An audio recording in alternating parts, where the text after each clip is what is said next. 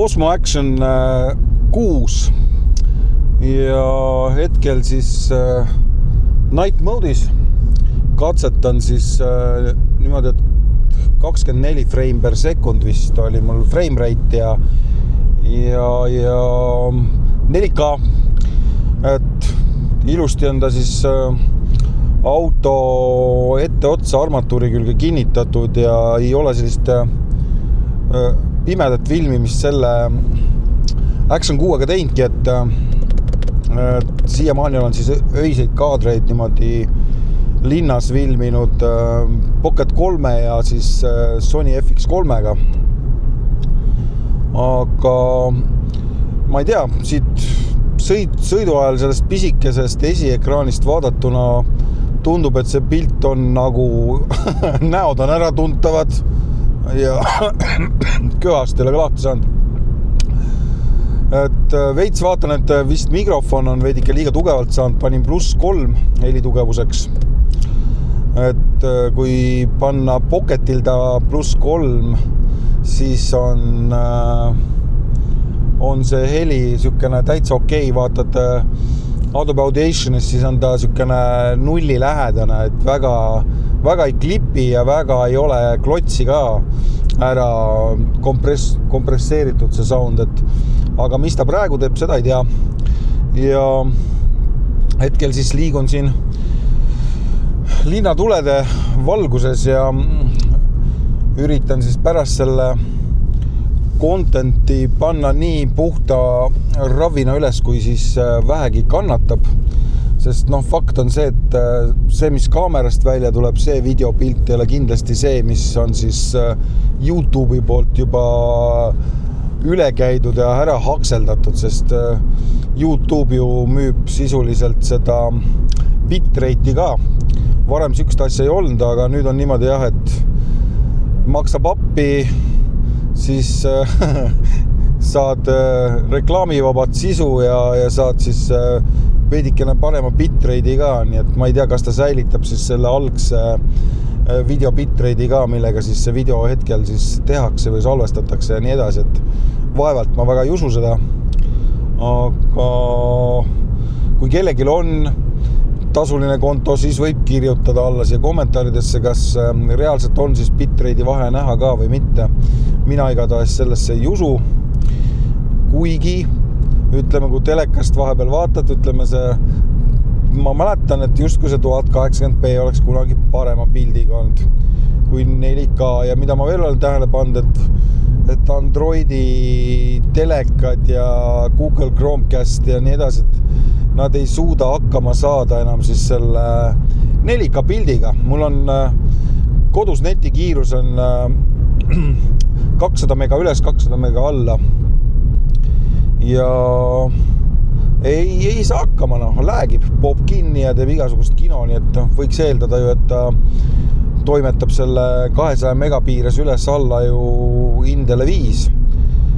Või on see siis puhtalt juba mingi Telia issue, et ma ei täheldanud seda neti sükest YouTube'i läägimist, kui ma olen käinud kuskil Euroopas näiteks, küll aga Eestis. Nii et kui sa oled selle koha pealt targem, siis võid nagu kirjutada kommentaaridesse ja mis sa sellest videopildist ise ka arvad, et kannatab sellega pimedas filmida või mitte. Ilmselgelt on praegu ära fikseeritud mul siia ilusti armatuuri peale, aga käest filmides nii palju, kui ma proovisin seda Action 6, siis ikka tekib mingi wobble sisse sinna pildile, nii et kui teha veidikenegi äkilisemat liigutust, siis on siukene jõnks nagu. Paned nagu Pocket 3-ga, klõpstire, pilt väga hea. Ma ei tea, muidugi päris kottpimedas ilmselt jääb Pocket 3 ka kuidagi võib-olla võlgu sellele valgusele, et seal on ikkagi seal on tolline sensor sees ja sellel ei ole ju tollist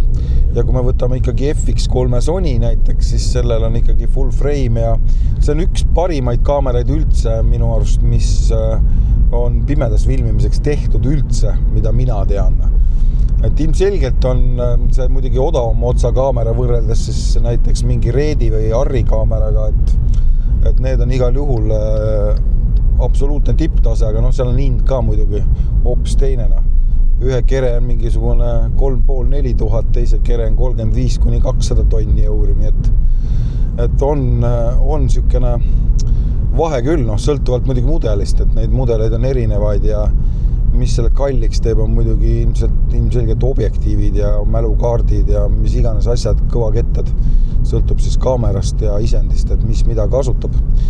Aga jah, ütleme samas näiteks ega sellel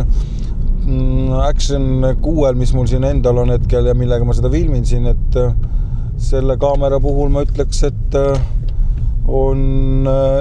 tal on oma koht, see roll olemas täiesti selles mõttes, et kui sa ikkagi filmid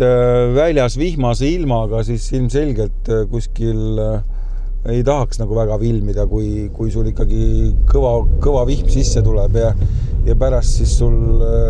kaamera üle uputab, et sellega on, ma arvan, väga hea ära filmida mingisugused sellised oovihma või äiksekaadrid, et muidugi lai nurk, lai pilt, aga parem see pilt kui mitte midagi, et ma siin hip-hop festivalil filmisin siin Sonyga ja panin ta siis lihtsalt pakke kilesse,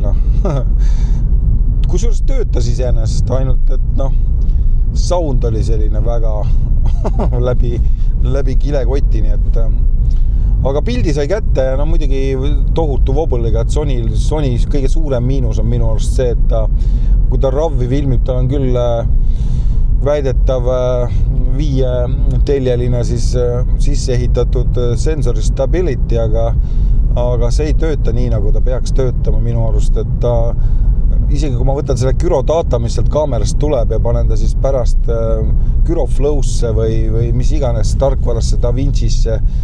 et ta ei stability ära seda, ta ei tee nagu nii puhast pilti, nagu et ikkagi jääb mingi rõve wobble sisse, et kui on ikka handshake, siis on handshake, midagi teha ei ole, et ikkagi kui sul on näiteks mingi telesaade või telereklaam või mingi siuke asi, siis seda eranditult ikkagi mina isiklikult filmiks ikkagi selle gimbaliga, nii et muidu on nagu pärast nii palju tööd lihtsalt, et seda talvist Eestit filmisime, siis seal oli üks episood, kus ma filmisin käest ja see ajakulu versus siis selle gimbaliga filmitud materjali edimise puhul oli ikka kolossaalne vahe nagu. Aga jah, hetkel siis jõudsin juba otsaga siia Tartu tasku kesklinna Circle K'sse ja lõpetan siit siis oma täna sükese poolöise postituse ära ja juba 1. mail ehk siis reedel on siis juba Tartus üliõpilaste päevadel on siis siuke asi nagu kastironimine ja õhtul on mudamaadlus, et seda mudamaadlust ma tahaks ka tulla ise vaatama, et ma olen paar korda seda niimoodi eemalt näinud, et olles ise seal Kaarsilla juures ja siis see maadlus on toimunud seal kuskil Raekoja platsis ja ei ole olnud kaamerat kaasas, aga äkki õnnestub seekord see pilt ka sealt saada. Aga vot, nüüd auto ära pargitud ja ootan siis esimesi muljeid seltskonnalt, kes siis käis vaatamas siis Michael Jacksoni eluloo filmi või mis iganes film see kinodes praegu jookseb. Vot, tšau!